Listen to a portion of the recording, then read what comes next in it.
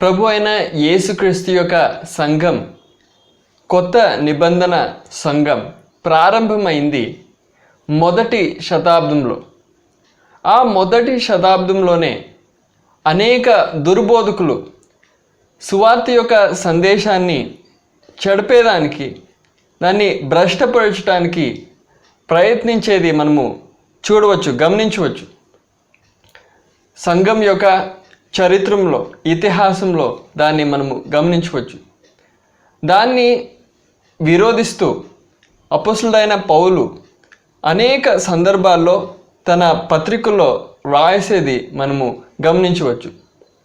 ఈ సందేశంలో, ఈ సందర్భంలో మీతో పంచుకోవాలని నేను ఆగ్రహించే విషయాలు, ఈ దుర్బోధలు, ఈ దురుపదేశాలు, విశేషంగా సువార్త గురించి ఉన్న దురుపదేశాలు ఎట్లా కలుగుతుంది, ఎట్లా అవి ఉత్పన్నమవుతుంది, వాటి కోసం సందర్భాలు ఎలాగా కలుగుతాయి అని మనము గమనిస్తాం. అది కాక ఈ దురుపదేశాల్లో కొన్ని ఉదాహరణలు మనము చూద్దాం. అది కాక ఈ దురుపదేశాల నుండి ఎటువంటి పరిణామాలు కలుగుతాయని మనము గమనిస్తాం. అది కాక ఈ దురుపదేశాల విరుద్ధంగా క్రైస్తవులైన మనం, దేవుని సంఘమైన మనం ఒక క్రైస్తవ రీతిలో, ఒక ఆధ్యాత్మికమైన రీతిలో ఈ దురుపదేశాల విరుద్ధంగా ఎలాగా పోరాడాలని మనము గమనిద్దాం. దీని విషయంలో దేవుని వాక్యం ఏం చెప్తుందని మనం చూద్దాం.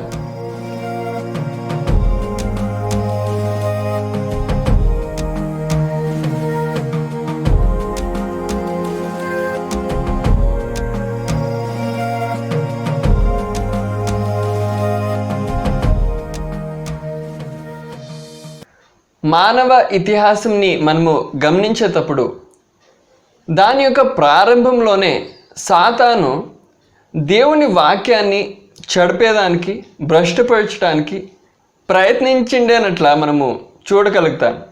దాని గురించి మనము దేవుని వాక్యం నుండి ఒక వాక్యం చదువుకుందాం. ఆదికాండం దాంట్లో 2వ అధ్యాయం, దాంట్లో 16, 17 వచనాలు. మరియు దేవుడైన యెహోవా, ఈ తోటలోనున్న ప్రతి వృక్ష ఫలములను నీవు నిరభ్యంతరముగా తినవచ్చును, అయితే మంచి చెడ్డల తెలివినిచ్చు వృక్ష ఫలములను తినకూడదు. నీవు వాటిని తిను దినమున నిశ్చయముగా చచ్చెదవని నరునికి ఆజ్ఞాపించును. ఇక్కడ దేవుడైన యెహోవా మొదటి మానవుడైన ఆదాముకు ఒక ఆజ్ఞ ఇస్తున్నాడు. ఆ ఆజ్ఞ ఎంతో స్పష్టంగా ఉంది. దాంట్లో ఒక కన్ఫ్యూజన్ రావడానికి ఒక దావే లేదు. అది చాలా స్పష్టంగా ఉంది. ఈ తోటలో ఉన్న అన్ని వృక్షాల నుండి నీవు ఫలాలు తినవచ్చు, అయితే ఈ ఒక విశేష వృక్షంలో నుండి, మంచి చెడ్డల తెలివినిచ్చు వృక్షంలో నుండి ఫలంని నీవు తినకూడదు. తినే ఆ దినంలోనే నిశ్చయంగా నీవు చచ్చిపోతావు అని దేవుడు ఆజ్ఞాపించాడు. ఈ ఆజ్ఞ పైన ఒక ప్రశ్న ఎత్తటం మనము చూడవచ్చు. 3వ అధ్యాయంలో సాతాను ఒక సర్పం ద్వారా స్త్రీ యొద్ద వచ్చి ఈ దేవుని ఆజ్ఞ పైన ఒక ప్రశ్న పెట్టాడు. దేవుడు ఇలాగేనా చెప్పింది అని. అప్పుడు మానవ ఇతిహాసం యొక్క ప్రారంభంలోనే సాతాను దేవుని వాక్యం విరోధంగా పోరాడటం మనం చూడవచ్చు. ఇక్కడ రాయబడిన వాక్యం కాదు, కానీ దేవుడు పలికిన ఆ మాట విరుద్ధంగా సాతాను పోరాడేది మనం ఇక్కడ చూడవచ్చు. దాని గురించి మనము 3వ అధ్యాయం 1వ వచనం మనం చదువుకుందాం. దేవుడైన యెహోవా చేసిన సమస్త భూజంతువులలో సర్పము యుక్తిగలదై ఉండెను. అది ఆ స్త్రీతో, ఇది నిజమా? ఈ తోట చెట్లలో దేని ఫలములనైనను మీరు తినకూడదని దేవుడు చెప్పెనా అని అడిగెను. ఇలాగా అడగటానికి ఒక అవసరతను ఉండలే. అయినప్పటికీ ఈ సర్పము వచ్చి స్త్రీతో ఈ ఒక ప్రశ్న వేస్తున్నాడు. ఇలాగైనా దేవుడు చెప్పింది ఈ ప్రశ్న నుండి మొదలుపెట్టి మనము మానవ యొక్క పతనం ఎలాగ జరిగింది అని మనము ఈ 3వ అధ్యాయంలోనే గమనించవచ్చు. ఎలాగ ఆ స్త్రీ ఆ ఫలంని తిని పాపంలో పడే, ఆదాము కూడా స్త్రీ యొక్క మాటని విని పాపంలో పడింది. దాని తర్వాత మానవ జాతి దేవుని నుండి దూరమై పాపంలో పడి పాపము, మృత్యువు, సాతానుకు బానిసలుగా కావటం మనం చూడవచ్చు. అట్లా మానవ యొక్క ఇతిహాసంలో మానవుని పతనం మనం గమనించినట్లయితే దాని ప్రారంభంలోనే, దాని యొక్క వేరులోనే, రూట్లోనే మనం చూసేది ఏంటంటే సాతాను, అపవాది వచ్చి దేవుని వాక్యం విరుద్ధంగా పోరాడుతున్నాడు. అలాగే దీని తర్వాత కూడా సాతాను మరలా మానవ ఇతిహాసాన్ని మనము గమనించినట్లయితే దేవుని వాక్యాన్ని చెడపటానికి వాడు ఎంతో ప్రయత్నించినాడు. దేవుని ప్రజల్ని దేవుని మార్గం నుండి, దేవుని వాక్యం తెలియజేసే ఆ మంచి మార్గం నుండి, ఆ నేరైన ఆ మార్గం నుండి తప్పైన త్రోవల్లో తీసుకువెళ్ళటానికి ఎంతో ప్రయత్నించేది మనం చూడవచ్చు. క్రొత్త నిబంధనలో మనము వచ్చేటప్పుడు కూడా క్రొత్త నిబంధన సంఘం, ప్రభువైన యేసుక్రీస్తు సంఘం యొక్క ప్రారంభంలోనే, మొదటి శతాబ్దంలోనే సాతాను అనేక దుర్బోధకుల్ని వాడుతూ వారి ద్వారా సువార్త యొక్క సందేశాన్ని చెడపటానికి ప్రయత్నించినాడు. దాని విరుద్ధంగా అపొస్తలుడైన పౌలు తాను రాసిన పత్రికల్లో అనేక సందర్భాల్లో వాటి విరుద్ధంగా రాసినట్లు మనము గమనించవచ్చు. దాని గురించి ఒక వాక్యాన్ని మనం చదువుకుందాం. కొరింథీ సంఘానికి రాయబడిన 2వ పత్రిక 2వ అధ్యాయం, దాంట్లో 17వ వచనం. మేము దేవుని వాక్యమును కలిపి చెరిపెడు అనేకుల వలె ఉండక నిష్కాపట్యము గల వారమును దేవుని వలన నియమింపబడిన వారమునై ఉండి క్రీస్తునందు దేవుని ఎదుట బోధించుచున్నాము. ఇక్కడ అపొస్తలుడైన పౌలు మనకి ఒక మాటని తేటగా తెలియచేస్తున్నాడు. అదేంటంటే, మేము దేవుని వాక్యమును కలిపి చెరిపెడు అనేకుల వలె ఉండక, కొద్ది మంది అని కాదు పౌలు చెప్తా ఉండేది.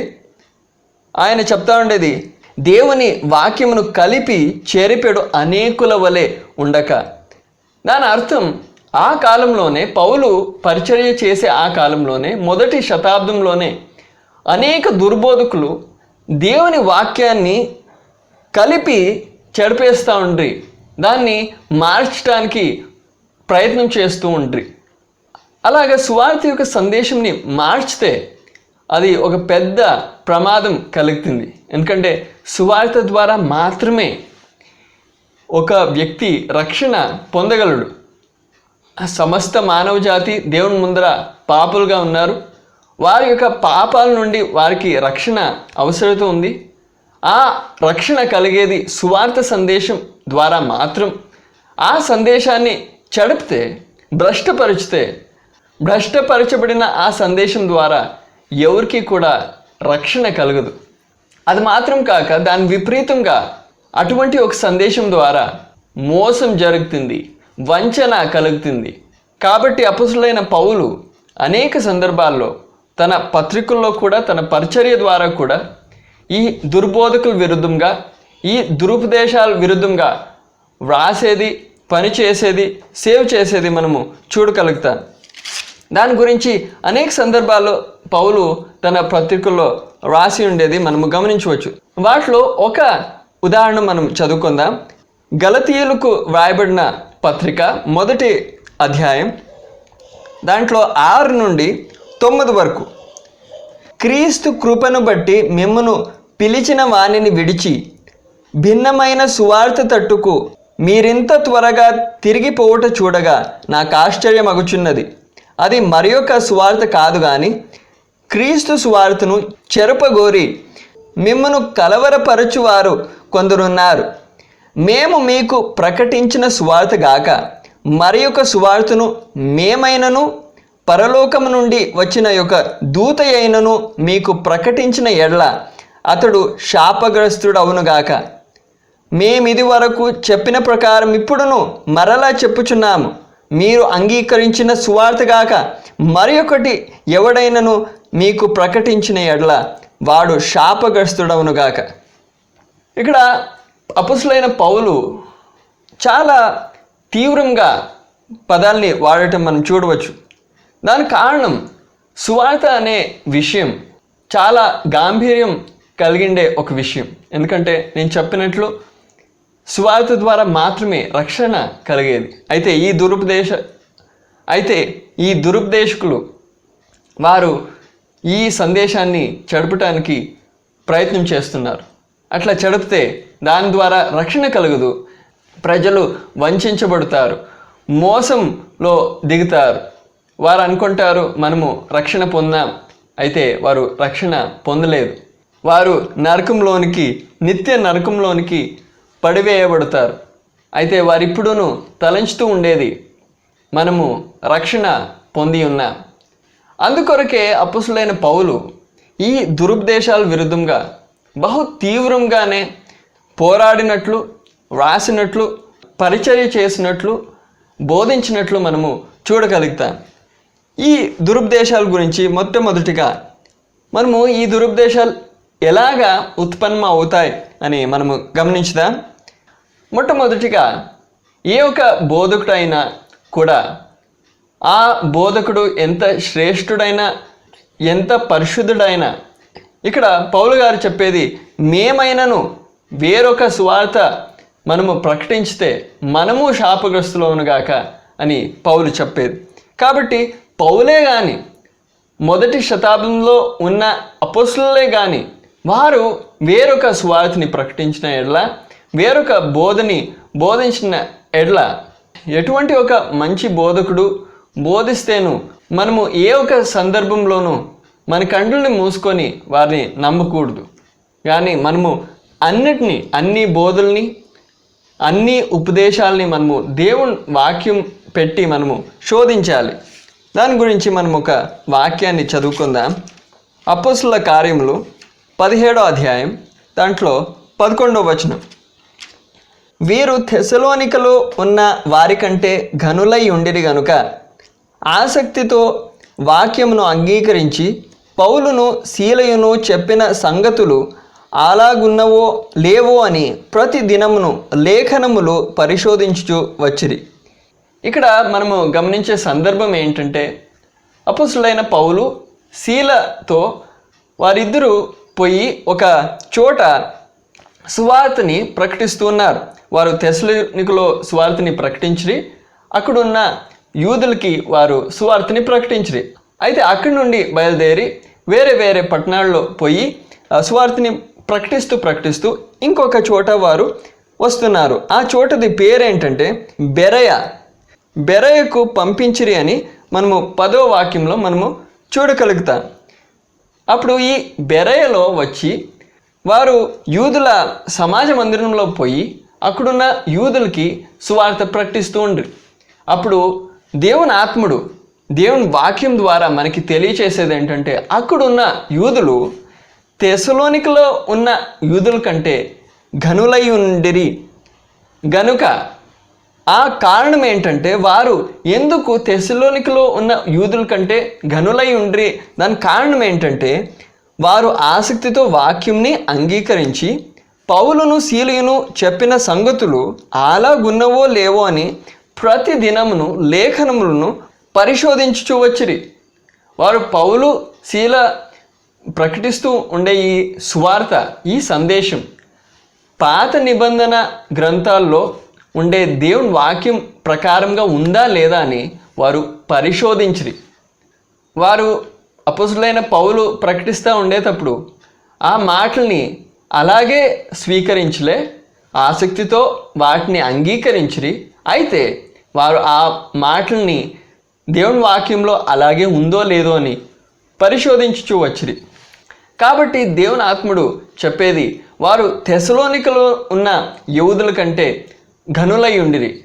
కాబట్టి ప్రియులారా, ఈరోజు మనము కూడా ఏ ఒక బోధకుడి నుండి మనము దేవుని వాక్యం వింటే కూడా ఆ బోధకుడిని, ఆ బోధని మనము దేవుని వాక్యం ప్రకారంగా మనము పరిశోధించాలి. అలాగే దేవుని వాక్యంలో వ్రాయబడి ఉందా, ఈ బోధ దేవుని వాక్యం ప్రకారంగా ఉందా లేదా అని మనం చూడవలసి ఉంది. అట్లా చేయక మనము కండ్లు మూసుకొని మనం మనుషుల్ని నమ్మితే మనము దురుపదేశాల గుంతుల్లో మనము పడతాం. దాంతోపాటు మనము దేవుని వాక్యాన్ని స్వంతంగా మనమే చదివి అధ్యయనం చేయాలి. అలా చేయక మనము బోధకుల నుండి వాక్యాన్ని వినటం మాత్రంలో మనం తృప్తి పడితే మనము ఈ గుంతుల్లో, ఈ దురుపదేశాలు ఒక గుంతుల్లో మనము పడే ప్రమాదం ఉంటుంది. ఎందుకంటే మనము సత్యం ఎరగకపోతాం. కాబట్టి మనము దేవుని వాక్యాన్ని మనం అధ్యయనం చేయాలి. ఒక సమయం ఉండే దేవుని వాక్యం మన భాషలో ఉండలే, మనం ఎరగగలిగే, మనం తెలుసుకోగలిగే భాషలో దేవుని వాక్యం ఉండలే. అటువంటి సమయంలో కాదు మనం ఉండేది. ఈరోజు దేవుని వాక్యం మన భాషలో ఉంది, తెలుగులో ఉంది, ఇంగ్లీష్లో ఉంది. దీనికోసం దేవుని భక్తులు ఎంతో త్యాగం చేసినారు, రక్తం కార్చినారు. ఆ ఒక వెల నుండి మనకి దేవుని వాక్యం అందింపబడింది. కాబట్టి ఈ వాక్యంది ఒక వెల తెలుసుకొని మనం ఈ వాక్యంని మనం చదివి స్వంతంగా మనం చదవాలి. మనం బోధకుల నుండి దేవుని వాక్యాన్ని నేర్చుకోవటం, వినటం ఇదన్నీ మంచిదే. అయితే అది చాలదు. మనము దేవుని వాక్యంని మనం స్వంతంగా చదవాలి, అధ్యయనం చేయాలి. లేకపోతే దుర్బోధకులు మనకి దురుపదేశాలని ప్రకటిస్తూ ఉండేటప్పుడు మనము దాన్ని తెలుసుకోకపోతాం, గుర్తించకపోతాం, మెలకుగా ఉండలేకపోతాం. కాబట్టి మనము దేవుని వాక్యం అధ్యయనం చేసేది చాలా ముఖ్యం. అది కాక మనం దేవుని వాక్యంని చదివేటప్పుడు, అధ్యయనం చేసేటప్పుడు, అది కాక మనము దేవుని వాక్యం వేరే బోధకుల నుండి వినేటప్పుడు కూడా మనం హృదయంలో ఉండే అవస్థ చాలా ప్రాముఖ్యం. ఎందుకంటే మన హృదయంలో అభిలాషలు, మన స్వార్థ కలిగిండే అభిలాషలు, ఆశలు ఉంటే మనము దేవుని వాక్యం యొక్క సత్యాన్ని ఎరగకపోతాం. ఎందుకంటే దుర్బోధకులు ఎల్లప్పుడూ మనకి ఇష్టమైండే మాటలనే పలుకుతారు, మనకి ఇష్టమైండే మన ఆశల్ని నెరవేరించే మాటల్ని పలుకుతారు. అప్పుడు మన హృదయంలో ఇటువంటి ఆశలు, అభిలాషలు, మోహాలు ఉంటే మనము ఈ బోధ, ఈ ఒక ఉపదేశం దేవుని వాక్యం ప్రకారంగా ఉందా లేదా అని మనం పరిశోధించము. మనము వాటిని స్వీకరించుదాం. ఎందుకంటే నాకు ఇష్టమైన మాటలు ఆయన పలుకుతున్నాడు, నా ఆశలు నెరవేర్చబడతాయి, కాబట్టి నాకు ఈ ఉపదేశం నాకు ఇష్టమైంది. కాబట్టి ప్రియులారా, మన హృదయంలో స్వార్థత ఉండకూడదు. స్వార్థత కలిగిన ఆగ్రహాలు, ఆశలు, అభిలాషలు, మోహాలు ఉండకూడదు. దాని విపరీతంగా మన హృదయంలో సమర్పణ ఉండాలి. దేవుని ముందర మనకి సంపూర్ణమైన ఒక సమర్పణం మనకి కలిగి ఉండాలి. దేవుడా, తండ్రి, నీ చిత్తం మాత్రం నా జీవితంలో జరుగునుగాక. నా చిత్తం కాదు, నా ఆశలు కాదు, నా ప్రణాళిక కాదు, నీ ప్రణాళిక, నీ ఆశ, నీ చిత్తం మాత్రం నా జీవితంలో జరుగునుగాక. అది నాకు బాధకరమై ఉన్నా, అది నాకు కష్టకరమై ఉన్నా కూడా దేవుడా, నీ చిత్తం మాత్రం నా జీవితంలో జరుగునుగాక. నీవే నా దేవుడు, నీవే నన్ను నడుపుమని ఒక సంపూర్ణమైన ఒక సమర్పణం మనకి అవసరత ఉంది. అది మాత్రం కాక దేవుని వాక్యంని అర్థం చేసుకునేది చాలా ముఖ్యం. దేవుని వాక్యంని మనం చదివేటప్పుడు, అధ్యయనం చేసేటప్పుడు వాక్యాన్ని మనము సరిగ్గా మనము అర్థం చేసుకోకపోతే తప్పు బోధలు, తప్పైన ఉపదేశాలు ఉత్పన్నమవుతాయి. కాబట్టి మనం దేవుని వాక్యంని వ్యాఖ్యానించేది చాలా ముఖ్యమైన విషయం. దేవుని వాక్యాన్ని సరిగ్గా మనం వ్యాఖ్యానించాలి అంటే మొట్టమొదటిగా దేవుడు మానవ ఇతిహాసంలో వేరే వేరే యుగాల్లో మానవ జీవితంలో వేరే వేరే రీతుల్లో పనిచేసే అని మనము ఎరగాలి. లేకపోతే దేవుని వాక్యాన్ని మనము సరిగ్గా అర్థం చేసుకోలేము. ఎందుకంటే పాత నిబంధనలో దేవుడు ఎలాగ పనిచేసి అని మనం గమనించితే కొత్త నిబంధనలో అలా కాదు దేవుడు పనిచేస్తూ ఉండేది. కొన్ని వ్యత్యాసాలు మనము చూడగలుగుతాం. ఆ వ్యత్యాసాలని మనము ఎరగాలి, తెలుసుకోవాలి, గ్రహించాలి. లేకపోతే మనము పాత నిబంధనలో ఉండే గ్రంథాలని చదివేటప్పుడు, దేవుని వాక్యంని అధ్యయనం చేసేటప్పుడు వాటిని మనము తప్పుగా అర్థం చేసుకుంటాం. ఎంతో బోధకులు ఈ విషయంలో తప్పిపోతున్నారు. కొత్త నిబంధనలో ఉండే ఆ ప్రకటన వారు ఎరగక పాత నిబంధనలో ఉండే కొన్ని వాక్యాలు తీసుకొని మన జీవితంలో దేవుడు ఒక కష్టము ఇయ్యక మనకి ఒక సుఖకరమైన, ఒక ఆనందకరమైన జీవితాన్ని అనుగ్రహించుతాడు. మన జీవితంలో ఒక కష్టము రాదు, మన జీవితంలో ఒక వేదనను, ఒక కష్టం కూడా రాక దేవుడు మనల్ని పరిపాలించుతాడు అని వారు బోధిస్తారు. అయితే దేవుని వాక్యం తేటగా తెలియచేస్తుంది, క్రైస్తవుల జీవితంలో శ్రమలు ఉన్నాయి. క్రైస్తవ మార్గం అది సిలువ యొక్క మార్గమై ఉన్నది, అది శ్రమలు కలిగిన మార్గమై ఉన్నది. కాబట్టి శ్రమలు లేదు, మనకి కష్టం లేదు అంటే అది దేవుని వాక్యం ప్రకారంగా ఉండే ఒక బోధ కాదు. కాబట్టి వేరే వేరే యుగాల్లో, వేరే వేరే కాలాల్లో దేవుడు మానవుని జీవితంలో పనిచేసిన రీతులు వేరు వేరు అని మనము ఎరగగలగాలి. అది మాత్రం కాక ఏ ఒక వాక్యాన్ని మనము అర్థం చేసుకునేటప్పుడు కూడా, చదివేటప్పుడు, అధ్యయనం చేసేటప్పుడు కూడా దాని యొక్క సందర్భం మనము ఎరగగలగాలి. ఆ వాక్యం ఎటువంటి ఒక సందర్భంలో వ్రాయబడి ఉన్నది, దాని చుట్టూ ఉండే వాక్యాలని మనము అధ్యయనం చేయాలి, గమనించాలి. ఆ పుస్తకాన్ని, ఆ గ్రంథాన్ని మనము గమనించాలి, అధ్యయనం చేయాలి. అప్పుడు మాత్రమే ఆ యొక్క వాక్యంలో ఉన్న సత్యాంశం మనము ఎరగగలుగుతాం. లేకపోతే ఆ వాక్యాన్ని మనము తప్పుగా అర్థం చేసుకునే సాధ్యత ఎల్లప్పుడూ ఉంటుంది. దాంతోపాటు ఈ యొక్క ఉపదేశాన్ని మనం స్థాపించేటప్పుడు కూడా ఒక వాక్యంలో 2-3 వాక్యాలని తీసుకొని మనము ఒక ఉపదేశంని స్థాపించలేము. మనం ఒక ఉపదేశాన్ని స్థాపించాలంటే దేవుని వాక్యం దాని గురించి, ఆ విషయం గురించి ఏం చెప్తుంది అని ఆదికాండం నుండి ప్రకటన గ్రంథం వరకు మనము గమనించాలి, అధ్యయనం చేయాలి. సంపూర్ణ దేవుని వాక్యం ఏం చెప్తుంది దీని విషయం అని మనం అధ్యయనం చేసిన తర్వాత మాత్రమే మనము ఆ విషయం గురించి ఒక నిర్ధారము, కంక్లూజన్లో మనం రాగలం. అట్లు చేయక 2-3 వాక్యాలని తీసుకొని ఒక ఉపదేశాన్ని మనం స్థాపించడానికి మనము ప్రయత్నం చేస్తే మనం నిశ్చయంగా దురుపదేశాలని ఉత్పన్నం చేస్తాం. అది మాత్రం కాక ఇంకొక మాట మనము తెలుసుకోవాలి. అదేంటంటే దేవుని వాక్యంలో ఉన్న అన్ని వాక్యాలు సమం కాదు. అన్ని వాక్యాలు దేవుని వాక్యమే, అవి దేవుని ఆత్మ చేత వ్రాయబడి ఉన్నది. అయితే కొన్ని వాక్యాలు మనము సులభంగా, తేటగా మనం చూడగలుగుతాం, సులభంగా అర్థం చేసుకోగలుగుతాం. అయితే కొన్ని వాక్యాలు మనము అర్థం చేసుకోవటానికి కొంచెం కష్టం ఉంది. వాటిని అర్థం చేసుకోవటానికి మనము దేవుని వాక్యంని మనము ఇంకా లోతుగా అధ్యయనం చేసే అవసరం ఉంటుంది.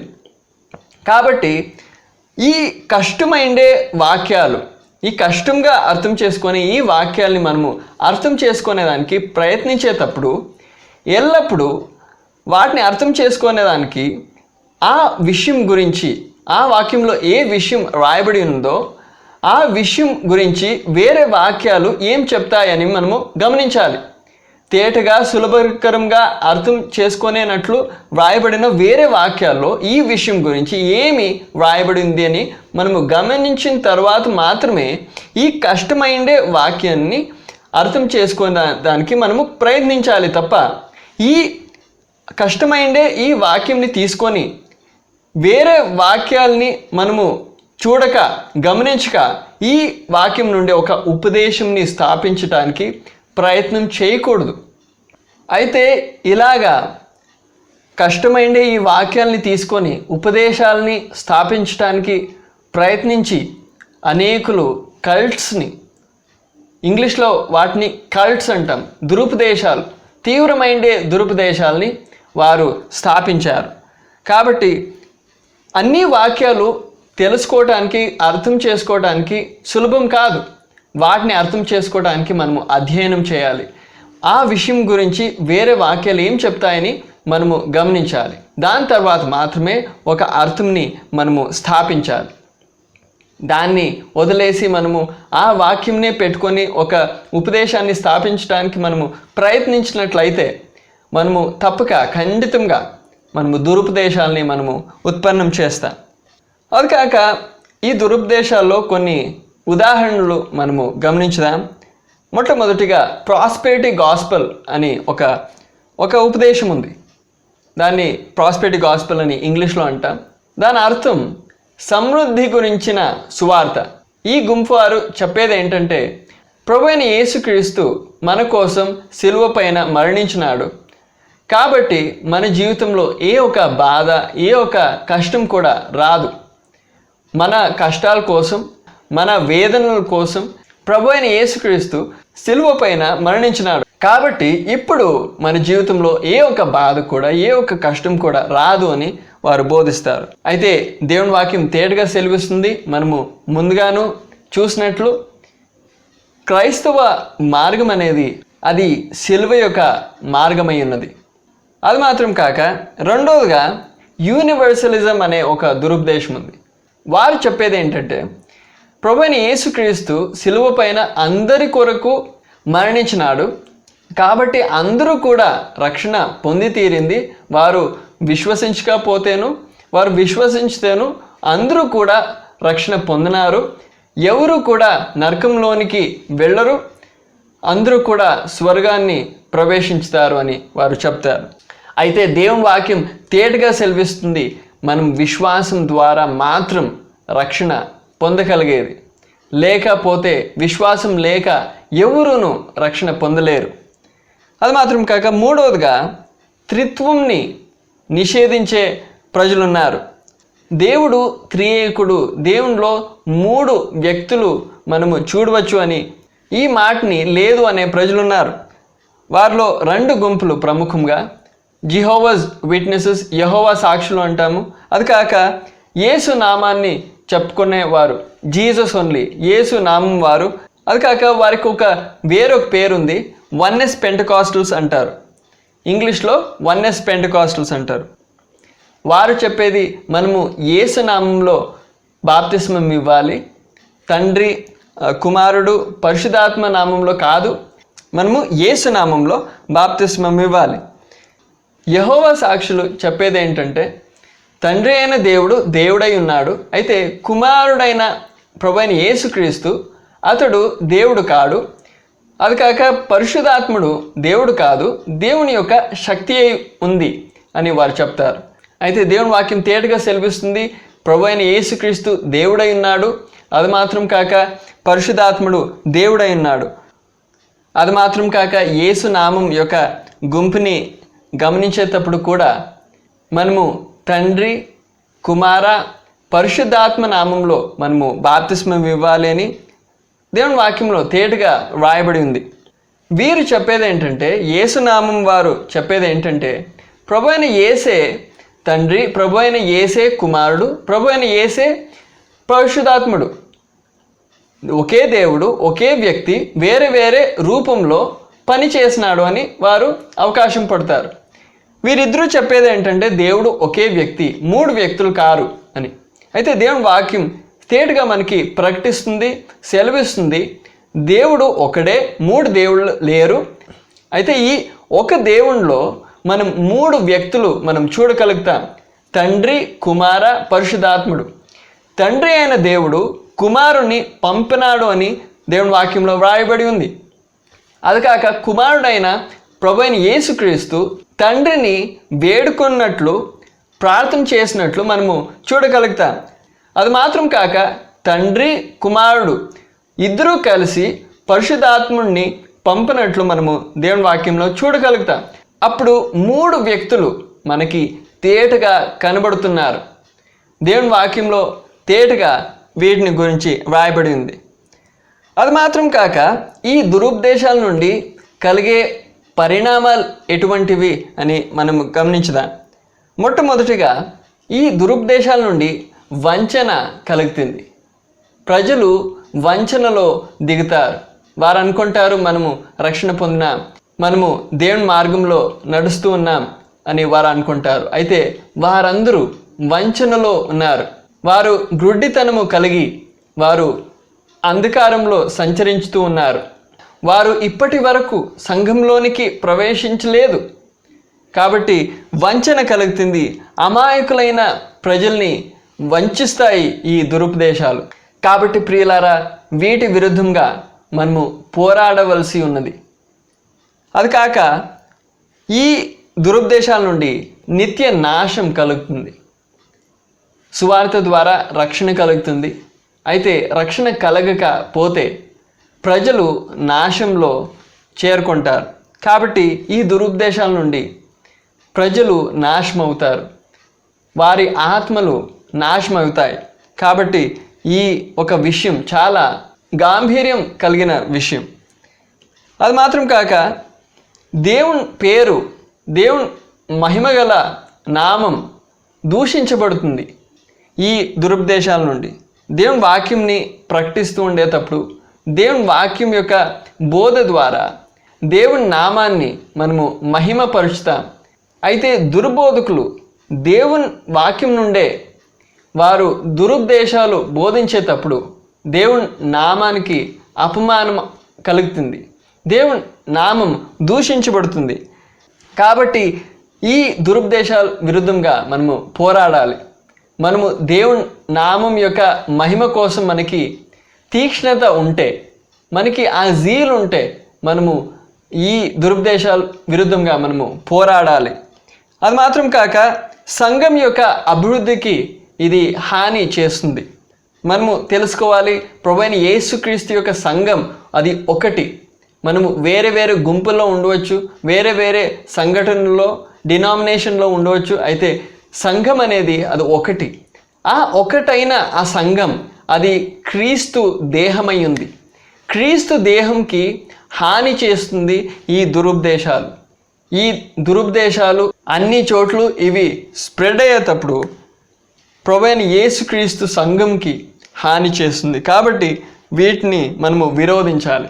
అయితే వీటిని విరోధించేటప్పుడు శారీరకంగా కాదు, మానవికంగా, లౌకికంగా, ప్రాపంచిక రీతిగా మనము వీటిని విరోధించేది కాదు, కానీ క్రైస్తవ రీతిలో దేవుని వాక్యం ప్రకారంగా ఆధ్యాత్మికమైన ఒక రీతిలో మనము వీటిని విరోధించాలి. వీటిని విరోధించి వీటి విరుద్ధంగా మనము పోరాడాలి.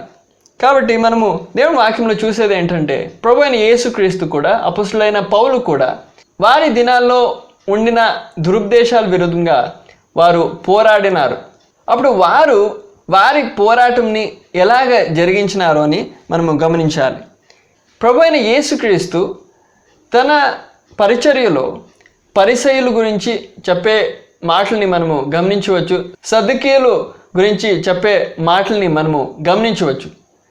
అటువంటి అన్ని సందర్భాల్లో కూడా ప్రభువు వారి పర్సనల్ జీవితంలో ఉండే పాపాలని ఏ ఒక్క సందర్భంలోనూ చూపెట్టలేదు. కానీ వారు బోధించే, వారు నేర్పించే దురుపదేశాల గురించి, వారి దురుపదేశాల విరుద్ధంగా ప్రభువు అనేక సందర్భాల్లో మాట్లాడిండేనట్ల మనము దేవుని వాక్యంలో చూడగలుగుతాం. అది కాక ప్రభు అయిన యేసుక్రీస్తు స్వయంగానే ఈ యొక్క మాటని సెలవించి ఉన్నాడు. మీలో ఎవరైనా ఏ ఒక సహోదరుడైనా పాపం చేస్తే వాని యొద్దకు నీవు తనిగా వెళ్ళు, వాని పాపం గురించి వానితో నీవు మాట్లాడు. వాడు గమనించకపోతే నీవు 2-3 సాక్షులు నీతో పాటు తీసుకువెళ్ళు. అయితే వారు గమనించకపోతే నీవు ఈ మాటని సంఘం ముందుకి తీసుకోరా. అయితే సంఘాన్ని వాడు గమనించకపోతే మీరు వాడిని సంఘం నుండి బయటకేయండి. ఒక డిసిప్లినరీ యాక్షన్గా వాడిని సంఘం బయటికి వేయండి. కాబట్టి ఏ ఒక దుర్బోధకుల గురించిను మనము వారి పర్సనల్ జీవితంలో జరిగే పాపాల గురించి మనం చెప్పటం ఏ ఒక సందర్భంలోనూ దేవుని చిత్తం కాదు, దేవుని వాక్యం ప్రకారం కాదు. అది మాత్రం కాక అపొస్తలుడైన పౌలు కూడా దుర్బోధకుల్ని ఎదిరించేటప్పుడు, వారి విరుద్ధంగా పోరాడేటప్పుడు, వ్రాసేటప్పుడు వారి పర్సనల్ జీవితంలో ఉండే పాపాలు కాదు, కానీ వారు చేసే బోధలు, వారు ప్రచురపరుచుతూ ఉండిన దురుపదేశాల విరుద్ధంగా ఆయన వ్రాసినాడు. కాబట్టి మనం ఈ దురుపదేశాల విరుద్ధంగా పోరాడేటప్పుడు ఈ దురుపదేశాలని మనము బయలుపరచుదాం.